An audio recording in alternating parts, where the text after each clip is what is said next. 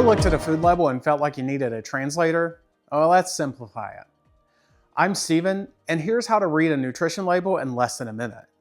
Start at the serving size. Everything on the label is based on that amount. If the serving is 1 cup, but you eat 2 cups, then you're doubling all the numbers. Next, look at the calories. But don't stop there. Check the breakdown of the macronutrients, carbs, proteins, and fats, including saturated and trans fats. Then move to the percent daily values on the right. 5% or less is considered low, 20% or more is considered high. You want more of the good stuff like fiber, calcium, and iron, and less of the things like added sugar, sodium, and saturated fats. Watch out for ingredients lists too. Shorter lists with recognizable foods usually mean fewer additives and processing. Nutrition labels don't need to be confusing.